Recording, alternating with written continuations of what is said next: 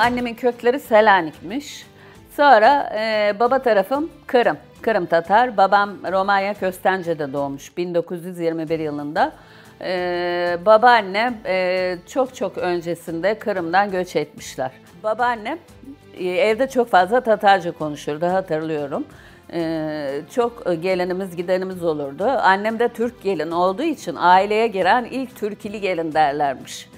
Evet, yani hiç Tatar'dan başka kız almazlarmış.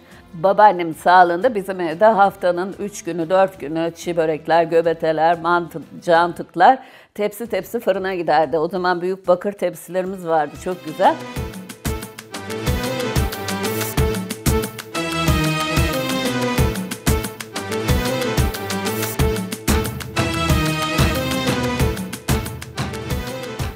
O zamanlar her şey elde yapılıyor, bilgisayarlar yok. Elde tasarım, elde çizim, elde kareleme, elde boyama, ipeklerin rengine göre boyalar hazırlanıyor. Kavanozlar dolusu, kıl fırçalarla milim milim boyanıyor. Yani çok meşakkatliydi.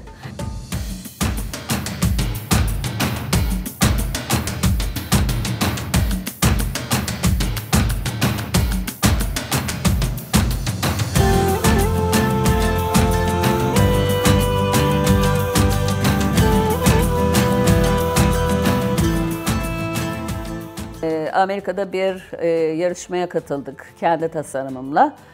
Bu tasarım tabii ipek halı olarak dokunup öyle gitti. Özelliği ipek halılarda genellikle çok renk kullanılır. Ben bu halıda bir ilki denedim. Adını da altın tarım koydum. 5 renkli bir halı oldu, siyah ve gri tonlarıyla.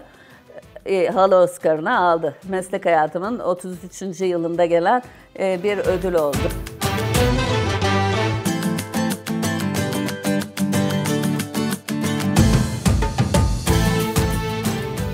Bursa ipeğini canlandırmak amacıyla yapılmış bir proje. Umur Bey İpek Üretim ve Tasarım Merkezi diye geçiyor. Burada aynı zamanda ipek kumaşlar dokunuyor. El dokuması, yani el dokuması kumaşlar çıkıyor. Ama ipek, hep ipek üzerine.